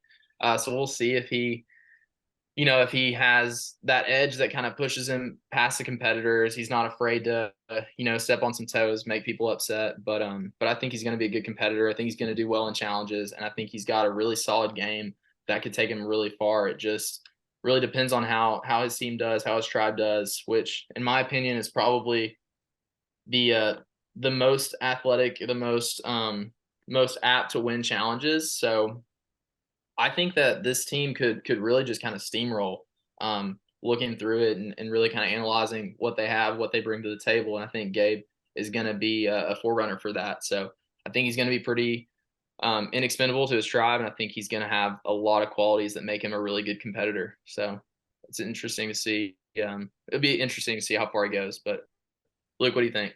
Yeah. So, Gabe, unbelievable physical shape. Probably as far as like physicality goes, him and Bear are probably the top two. Um, I would describe Gabe as like fearless almost, like almost to the point where he doesn't even think. It just seems like he just goes like with everything. It feels like I'm sure he's a very critical thinker, but he just has so much confidence in everything that he does. And really, I was worried about his social game, but I remember probably a couple months before Survivor Kingston started, my mom ran into him at the grocery store or something, and she said, I could not believe how much he has matured and grown up and how just like great he was at talking and holding the conversation, keeping eye contact, was asking all these questions about us. And so, like, if he can take that into the game, I know he's done some like serving at his girlfriend's family's restaurant. I think that's huge. I mean, one of the best occupations you can have going into a game like Survivor is a waiter or serving or something like that, because you're dealing with people all the time and you're just doing it with a smile on your face. No matter what you're hearing, oh, okay, yeah, no problem. Yeah, that's on me. I'll take care of that. So I think he's got some great potential with that. Um, physically, he's going to be great, but like you said, I don't know how well he knows the game, honestly. I don't think he's going to come out here to lose. He's another person that played sports in high school, and he's a competitive dude. So I think that he will take it seriously. I just worry about those one-on-one connections. He's good at talking to people in a group. I don't know how well he'll connect, and I don't know if he'll be someone's best friend out there, which I think it's important to have those really close allies. But I think he'll have I think I could see him in a group alliance and being a part of it. I just don't know if he'll be in the smaller alliance within that group, the heart of that alliance. So we'll see. I think that if he's just himself and he gets out of his, I, I don't know. I think if he's just himself, that he'll succeed.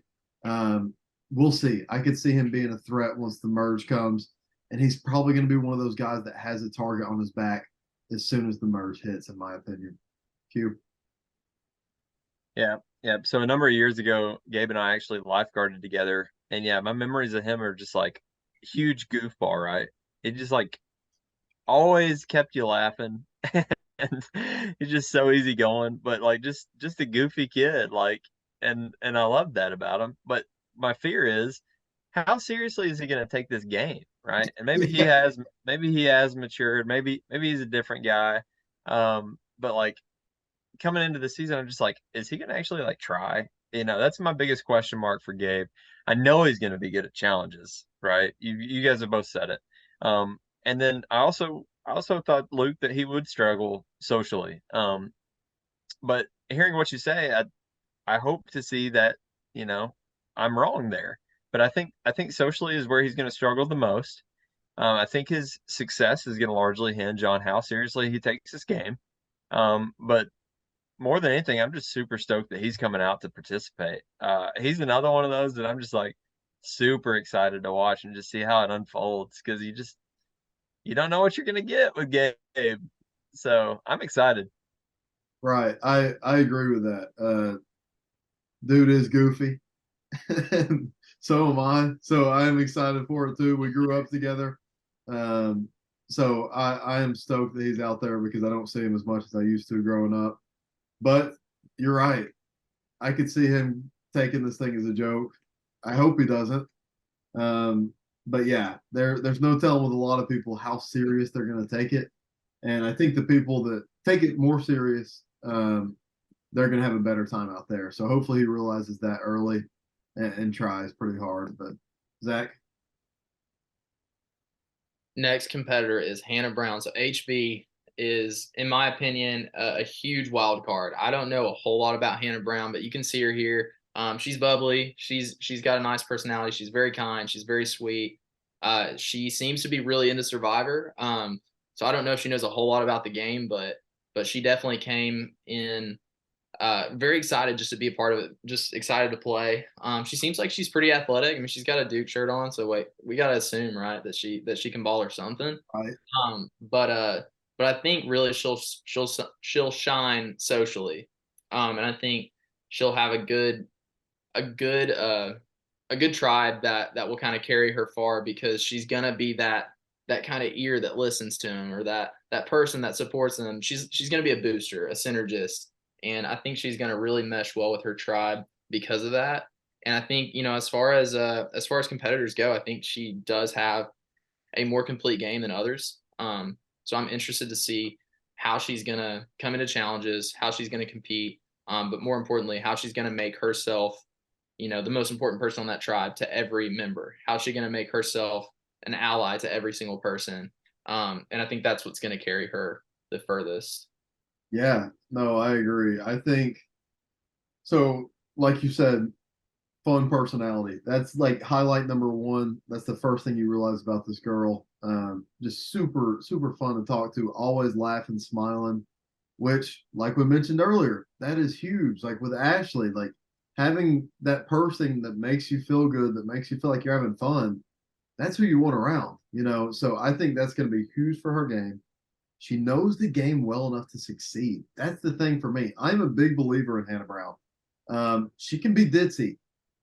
She can be very ditzy, but if she does not do anything dumb, which she might, if she does not, if she doesn't screw up, I see her going very far, just because she's athletic enough, she's very social, she knows the game, and I think she's going to want to scheme. So I'm excited. I am a big believer in Hannah Brown as an unbiased host preseason. I'm buying stock in Hannah Brown right now. Q. Luke, you take everything in my notes and you say it. You take it. Zach, you got to call me first before Luke. I'll give you the Yeah, next you go first. No. Literally. Okay, so yes, Hannah Brown is going to be a very, very strong player. She's got it all. She's got the full package. I also had in my notes that she is going to be underestimated because she's going to seem ditzy. That is exactly verbatim.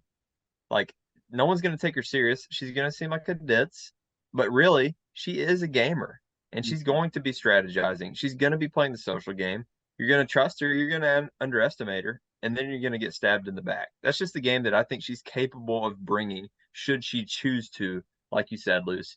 She's going to be also really strong in challenges. That's going to keep her stock very high in those early rounds, especially if Emu goes to tribal.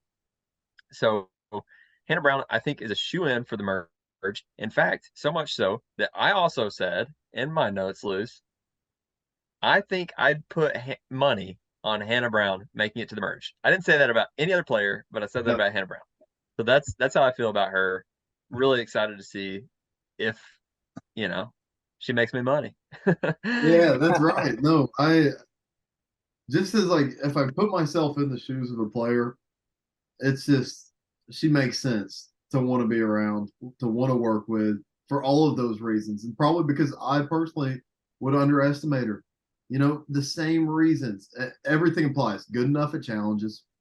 Oh well, she's Hannah Brown. She's goofy. She's silly. I don't have to worry about her being serious and strategic.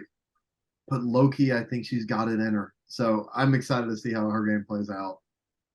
Yeah, she just doesn't seem lethal. She doesn't seem dangerous. But I think if she can bring that edge, it will serve her really well in this game. So definitely think that she has high expectations on Hannah Brown.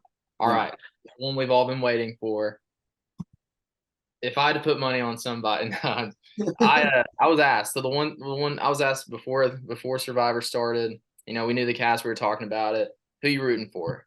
I said I can't put money on anybody except Clark, because I'm always rooting for Clark. So Clark, buddy, we're rooting for you. I think you have the best game. I think you have the most competitive game. I think you're the best athlete. I think you know the game probably, arguably better than anybody. Maybe Tom and Elaine can give you a run for your money, but you know it. I'd put you in the same category.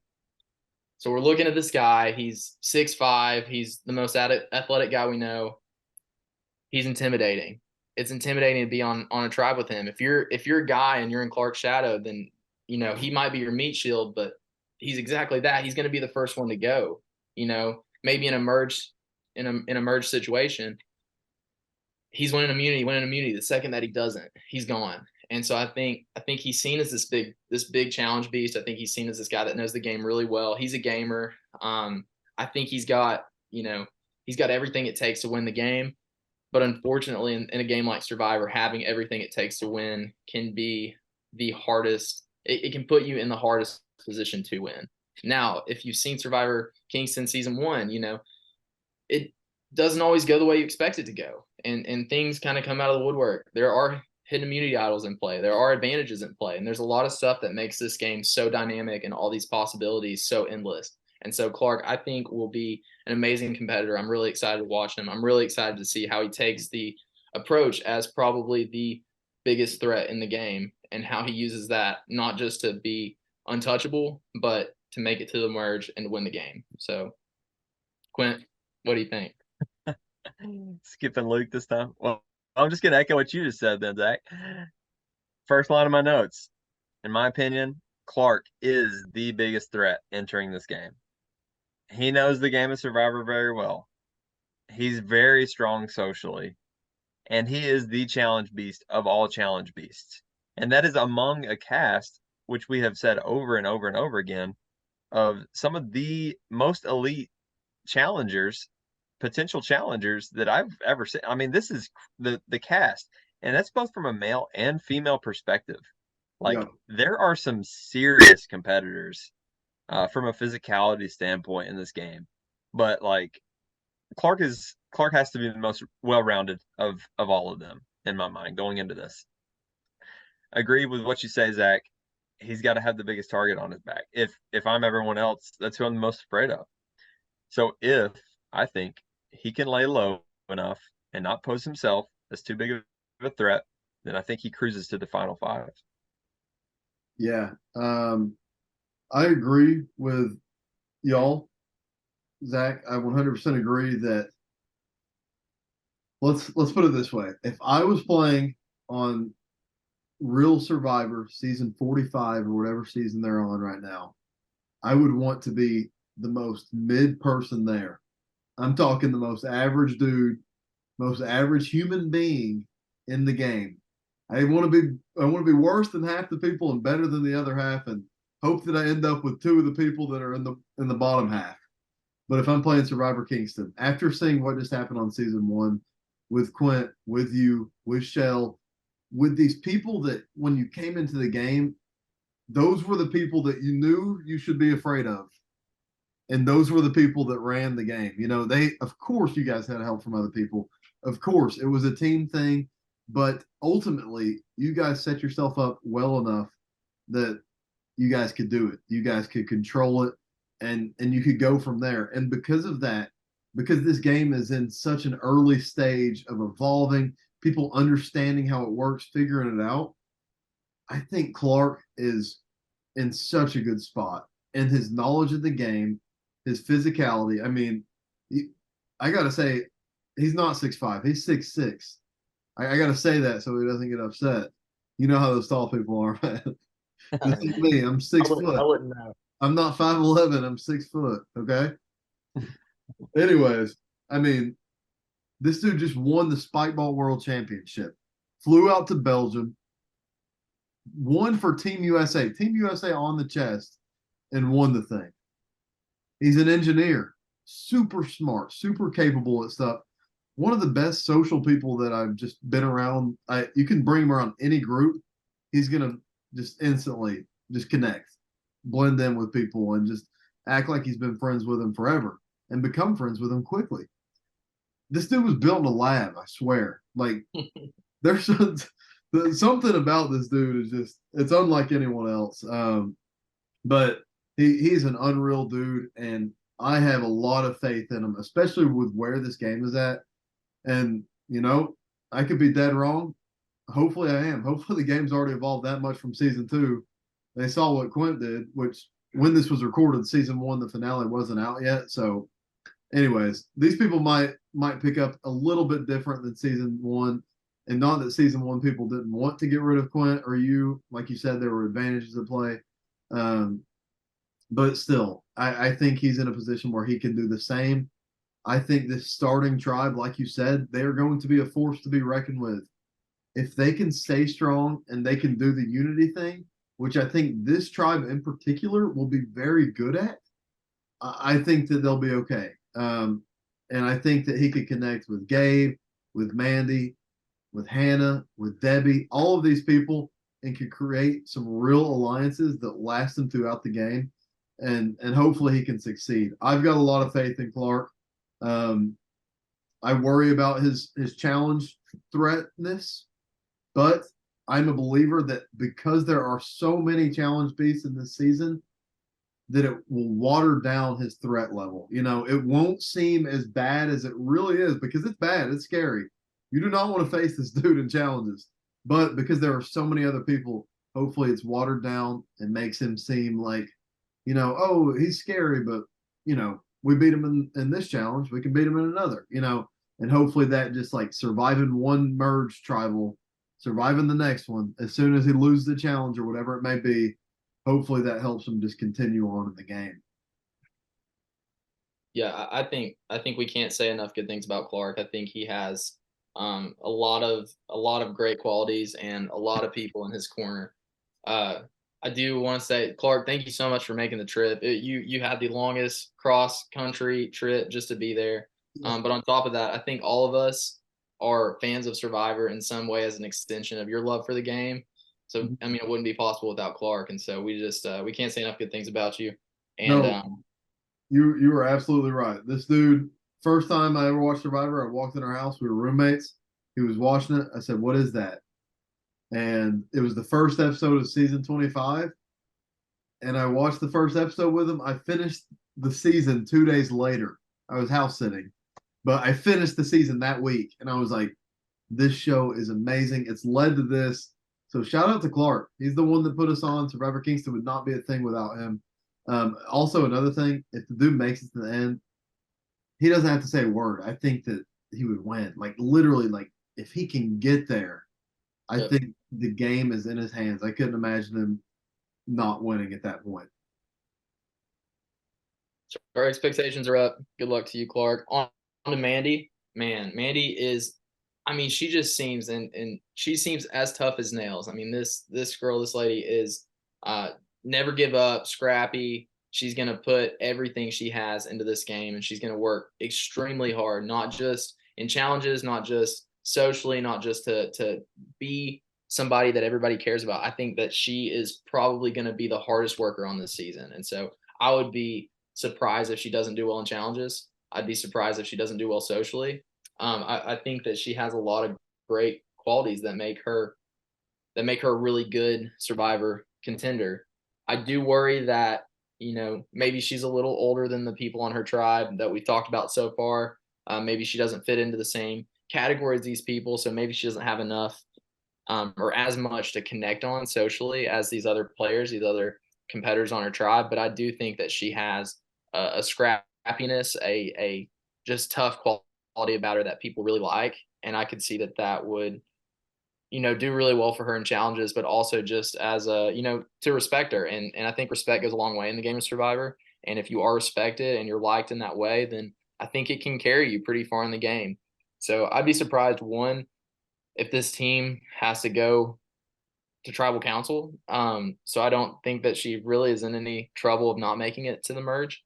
But even so, if they did go, I think that she's pretty safe from that. She's not the biggest threat, and I think that with the gameplay that we have on this first tribe, they're probably going to be thinking, let's get rid of a threat first thing. And so hopefully we see Mandy make it really far in the game. I think she's got a lot of great qualities. But Q, what do you think? Yeah, man. I'm also expecting really big things out of Mandy. Like you said, I just want to echo, she's super competitive, and scrappy was a great adjective for her. Like, she wants to win. I think she's going to try very, very hard in this competition. Um, I have no idea if Mandy knows the game of Survivor at all. I think she's probably seen some of it, but maybe doesn't know. Luke, what do you know? Yeah. So before the season, I recommended to everyone, hey, if you haven't seen it, it'll be a huge advantage for you to watch it. And I recommended a season to her. She watched it. That was the first season she had seen of it. So that's the Okay. extent of her knowledge, but she did take the time. I sent that to everyone. Not everyone watched. So that's the extent of it. That just shows that she does care about it and she's taking it seriously, which is huge. But Quint, go ahead. Yeah, no, that's good context. Yeah, so she's only seen an episode or one season. So I don't know how much gameplay she really knows. I'm not expecting her to make like big moves. I think she'll be socially active and um, agreeable and just like mesh well with others. But it's going to be like those strong alliances that she really needs to take her towards the end. Obviously, she's a physical threat. I think that's her like largest asset going into this game, just because of her lack of knowledge of the show. But I still think she'll be, someone that people like socially. And if she can make it to the merge, I see her making a run. You guys will see some predictions later. I've got big things. Um, I expect a lot from Mandy. Like, I think she's got what it takes to go far. I agree. So for me, this is the strongest female competitor in the game as far as challenge goes. Ashley is close, I think, but just on paper, I mean, as far as like a physical challenge goes, I think they're both very even. But if you look up the word grit in the dictionary, this is the picture that's going to be beside the definition. I mean, this girl, she's probably one of the more competitive people that I know, and because of that, I'm a believer. I think the people that take it seriously, that want to win more than anything, those are the type of people that succeed in this game. It's not the people who are pushovers. It's not the people who go with the flow. Their odds are good, but I think the people that want to win, I think they just have an extra oomph to keep them moving, to survive in those hard spots. And I think that's what's going to differentiate Mandy from a more go with the flow type player. Is that like when times get tough, she's going to adapt, and that's going to be huge for her. If she can adapt to this game, figure things out as she goes, she's going to be dangerous. I am a big believer. Like Quint said, we've got predictions coming up later. Mandy she's built different. Let's say that. She is built different. I'm excited to see how she does. Like we said, physically she'll be fine. Socially she'll be fine. Strategically, I worry, but if she can make those connections that are strong enough to push her to the end, I believe. Yeah, I have to echo that too. I think adaptability will be her ally. I think if she can adapt, and I think if she plays that social game, then it'll serve her really well. On to Debbie. Debbie, we talked a little bit about the relationships here, but Debbie is as sweet as they come. I mean, she's the mother of Evie, and Evie had to get it from somewhere, right? And it came from Debbie. We all know this. We all love Debbie. She is just a precious person. I think she's going to do really well out of the gates. I think that people are going to like her a lot, and I think that everybody on her tribe is going to, she's probably going to be the first person that they all talk to. They're going to walk up and introduce themselves to her because they're going to want to get to know her, because it's just amazing that she's spending the time to come out here and compete in the way she is. Mm-hmm. So I'm not worried about her social game. I am worried a little bit about her physical game. If we don't think it's going to happen, but if Emu gets on a bad start, they get on a rocky start, then it might make sense for Debbie to go, just because she won't be as strong of a competitor. I mean, not because she can't compete, but because the two out of the three strongest female competitors on this whole season we talked about are Hannah Brown and Mandy. And so looking at what she's up against, I think that there's a lot of really, really fierce competitors on her tribe, and I think it might be difficult for her. I also said she might get Becky'd out. I mean, she might just be too sweet, and people might be too afraid of the connections that she has and she will make. And that could be, fear is a powerful thing in Survivor, and I think if people get afraid of Debbie rather than being an ally to Debbie, then that's another area where I'm just a little worried about how far she makes it. But I think her alliances will serve her really well the whole game, and I think the same thing. If she makes it to the merge, I think it's going to be really hard to vote her out, just because she's so well liked and she's going to be just beloved by everyone. But Q, what do you think? Well, this season's oldest contestant on the show is our very own Debbie Newport. And as the oldest contestant in Castaway, you always have a lot to prove. And you're in a really hard spot too. We've seen that on the Real Survivor. We've seen that on Survivor Season 1. It's just a hard place to be. It's almost like you start 3 pegs down below everyone else. What I do know Debbie's going to do, like you said, Z, is unify her tribe. She's going to really bring them together, keep the spirits high. So the other tribes, they don't get this nurturing, motherly figure that Debbie has, like, on their team. And I think it's really going to hurt them. I'm really wanting to see Debbie make it to the merge, because I think that if she can get there, as you said, she poses a true threat.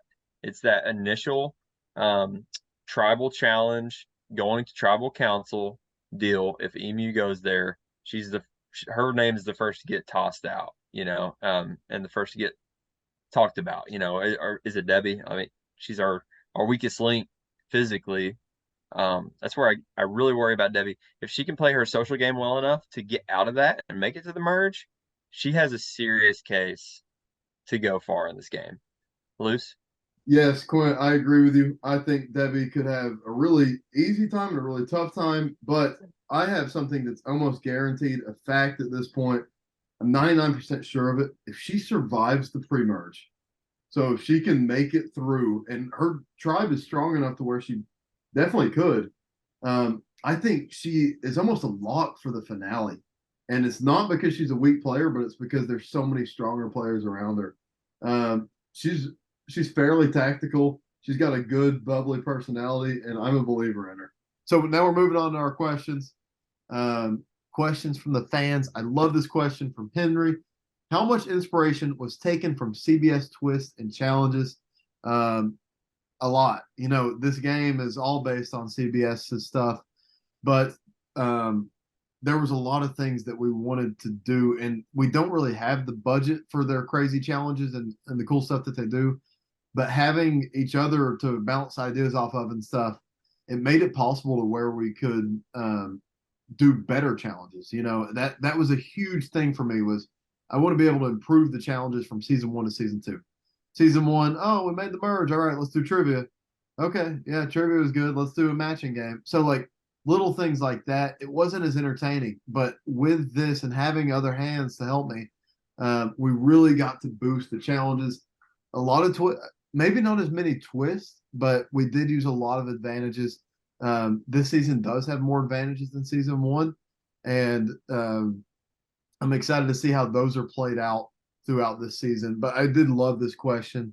A lot of twists, a lot of challenges, a lot of advantages were taken from CBS because they've made some great stuff from it. And we don't want to be exactly like them, but they've had some great ideas. Clearly, they've gone through the trial and error of 44 seasons. So we just got to nitpick the things we liked most. Next question. Who is the biggest villain from the season? Oh, a familiar face that we've seen earlier tonight, Evie Newport. Biggest villain of the season. Mum's the word on that. But I will say this season was a lot more villainous than the previous. And, I think it depends on your interpretation of how people are acting about a certain move for it to be deemed as villainous or not. But I truthfully believe it's all about how you act afterwards. And, people made moves and they were proud of it, and they wanted to let people know, and they wanted to let the confessional know, and they were cocky and confident, and it was fun. It was fun to watch. It's always a nice change of pace to have those people on the show, and I enjoyed it. I wish there was a bigger villain in season 1, just because it would have just made it more fun probably. But I still think that season 1 had its fair share of villainous actions. Next question. Biggest difference from season 1 and 2, the pros and cons from another season 1 legend, Caroline Gasquet. Biggest difference, production, straight up.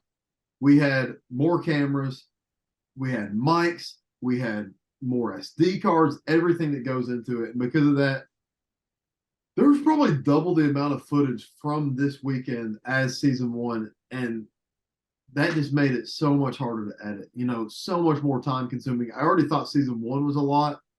Season 2 blew it out of the water. That's just so many more confessionals to sift through, challenge videos. We got all these different angles, and I want it to be great. I'm kind of a perfectionist when it comes to this. People ask, like, why don't you hire someone to do it? Why don't you do this? And I'm like, because I want it my way. It's not like, if I paid someone to do it, I'd probably sit over them and tell them what to do. So I don't know how good that would be for actual progress being made. But I think that the production was so much better. Challenges, we got to do so much more. Like I mentioned, super cool. You boys got any pros and cons from season 1 and season 2? Quint, you got anything first? Those are the big ones, man. Yeah, the production is obviously way, way better. We had, uh, you know, 2 extra cameras probably at all given times, Yeah. compared to season 1. So it's just that much more footage. The cameras are constantly rolling. We're going to camps at night. You never saw these things with season 1, and it's a lot more to parse through, like you said, which would be a con of season 2 as a result. Mhm. And then, we mentioned it earlier too, but like the diversification of the cast and trying Yeah. to really get people, it was just this one big web. Almost everyone knew everyone in season 2. Yeah. And that was so we got so far away from that. And sorry, in season 1, sorry. Season Web 1. in season 1. We got so far away from that in season 2. And a lot of people went in blind. They didn't know one another. And if they did, they didn't know that they were playing in the game until the day that they both showed up. So I thought that was really cool. But not a lot of cons. It was a heck of a time. Yeah, it's so fun. I can't wait for season 3. I hope we do it soon. I hope we get a good turnout, and I hope more different people get to see how fun being a part of this thing really is. Yeah, Zach, you got anything you want to add? Yeah, I wanted to kind of echo what you guys have been saying and just say like the production, the diversity, like all those things are such an advantage from season 1 to 2. And just to kind of like get hopes up, like we grow so much from season 1 to season 2. You know, we increase our production team, we increase our ideas. Well, now we've had, a year and a half, 2 years, and we've been sitting in a group chat and texting all of our ideas and all of these big things that we have planned. And so, the difference from season 2 to season 3 is hopefully so much bigger and so much better. And we're just really looking forward to when we can make that happen. And I think I speak for all of us when I say like we're so excited, and our best efforts are going into it, and we have a lot of really big, really crazy, really interesting ideas to make it as good as it can be for the fans.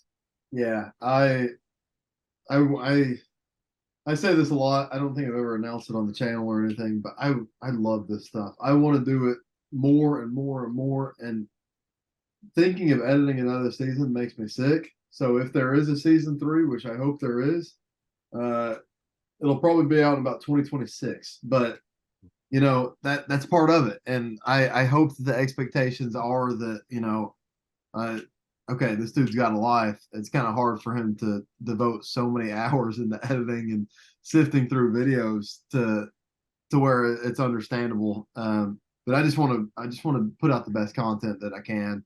I do edit a lot, and I've got weekends where I make sure I don't have plans so I can just edit the whole time. And it's something I want to do. I've told so many people this. I don't care if this gets 5 views. I don't care if it gets 5,000.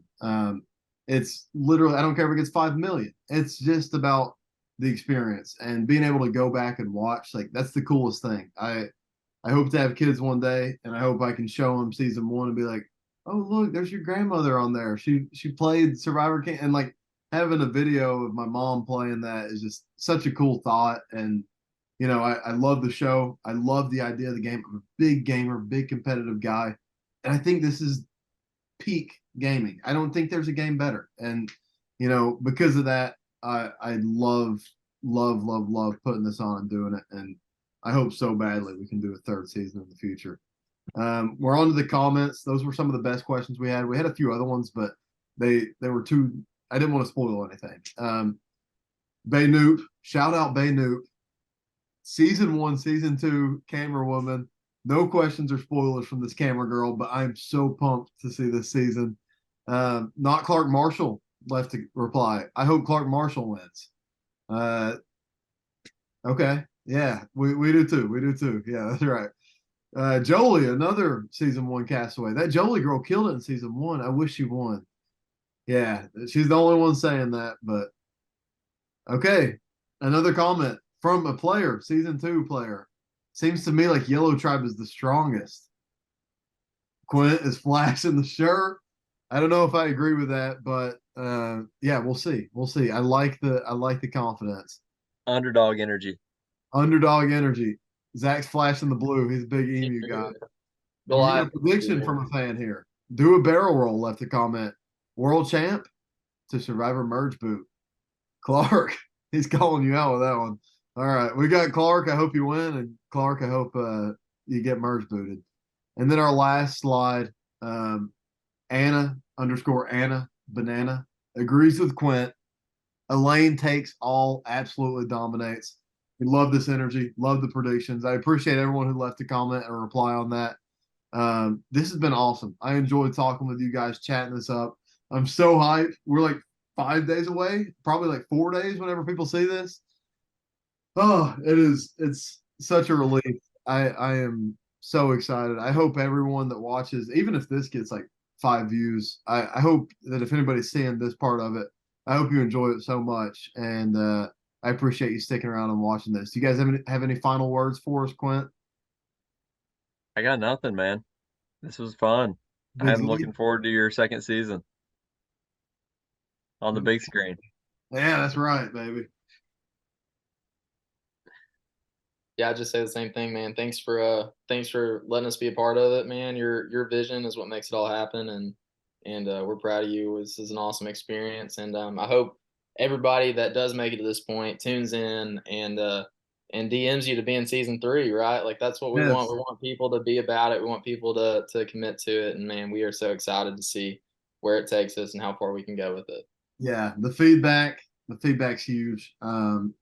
Literally makes it worth it just hearing one person excited. Like Anna, I have no idea who Anna Banana is, but like I'm so hyped that she is hyped for her friend. And like that's the fun stuff about this stuff. So I appreciate all y'all watching. Quint, Zach, I appreciate you spending your Thursday evening with me. And I guess the next time there's a video posted on this channel, it'll be the premiere. So until then, see y'all.